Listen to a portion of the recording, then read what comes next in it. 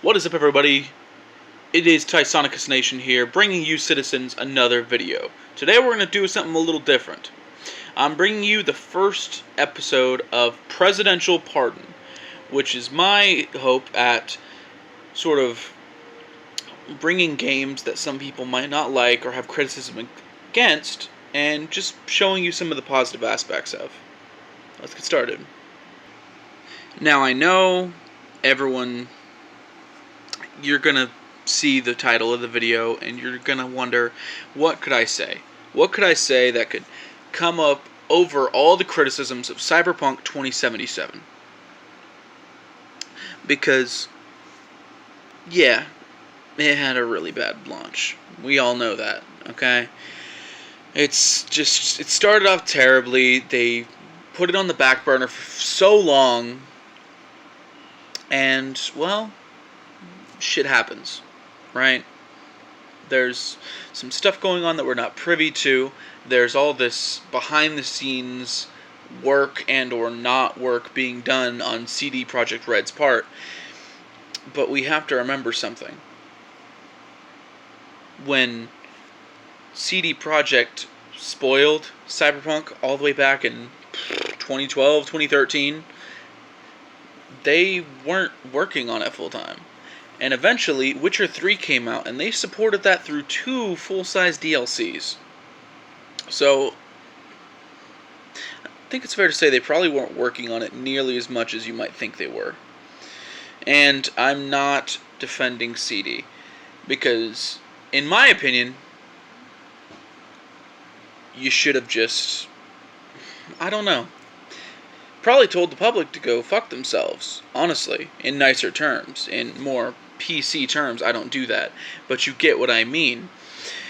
The problem with all this about it coming out to such a bad release, glitchy, in some cases unplayable, was because we were badgering them. Of course, we were badgering them. We kept bring it out, bring it out, bring it out.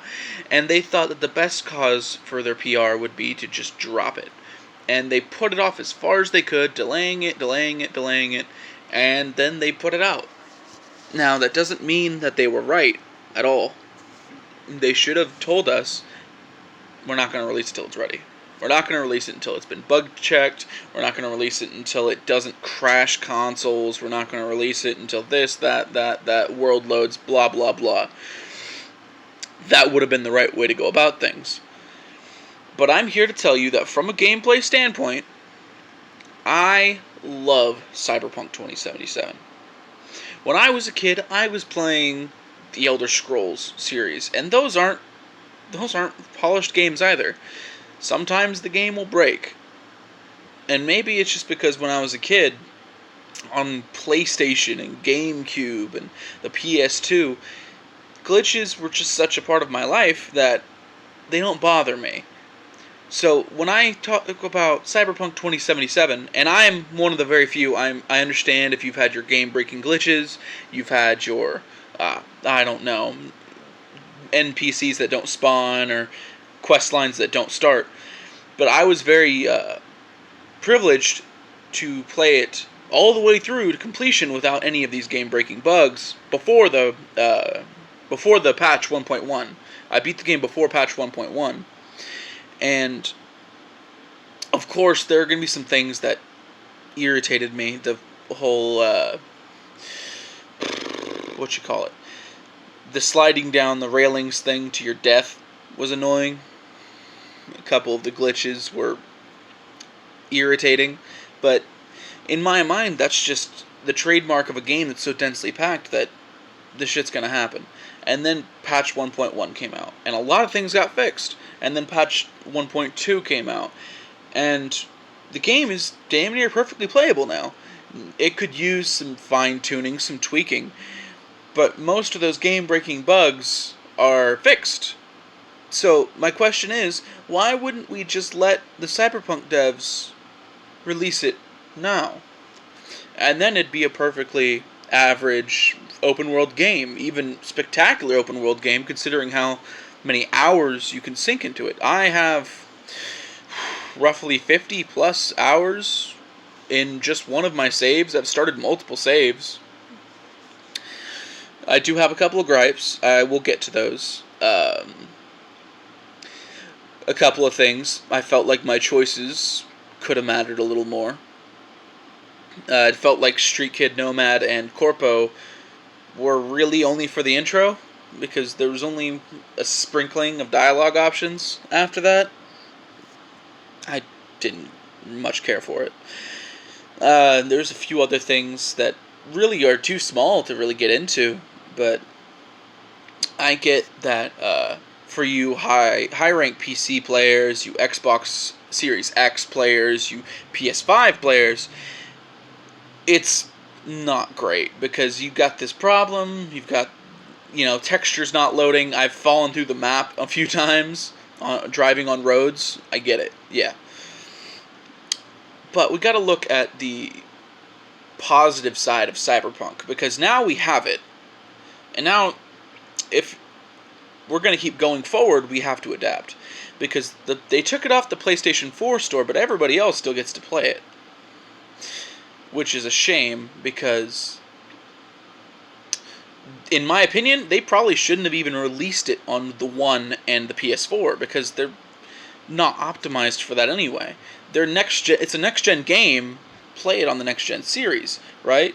So, in my mind, it's kind of like not really like a dick move, but like oversight. I want to say oversight, that they would release it on the last-gen consoles.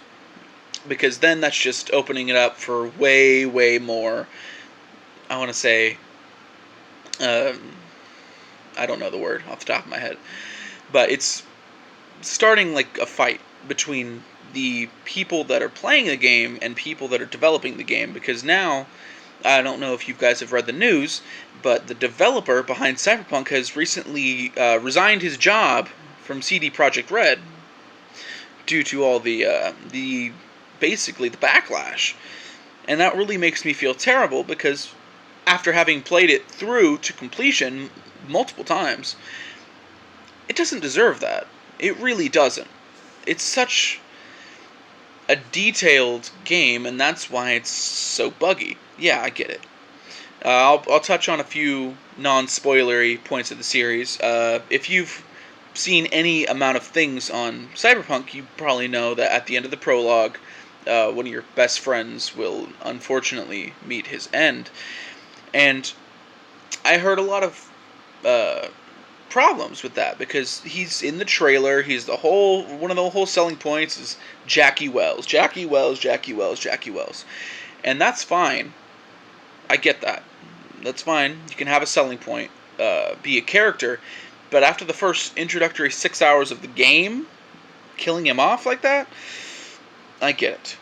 Although I thought it was a good emotional tie-in, I do wish he had stuck around for a little bit longer.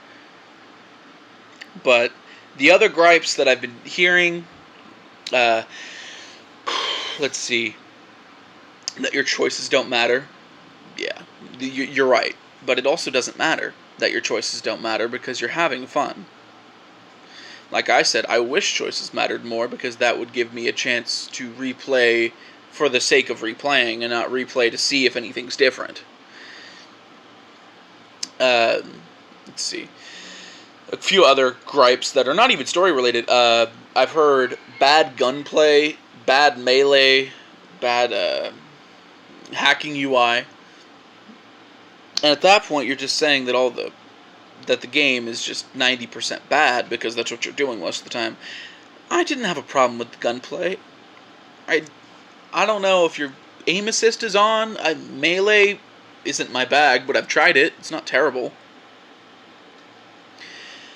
And, quick hacking and the whole UI thing and the jack-in deal, I didn't have a problem with, honestly.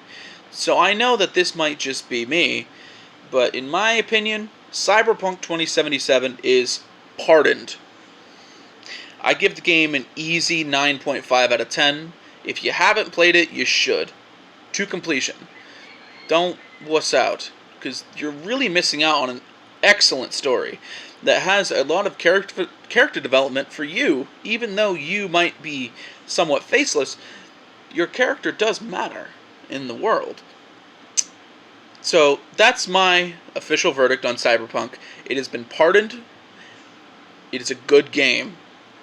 And if you disagree with me, wage war in the comments below, because I will look at them.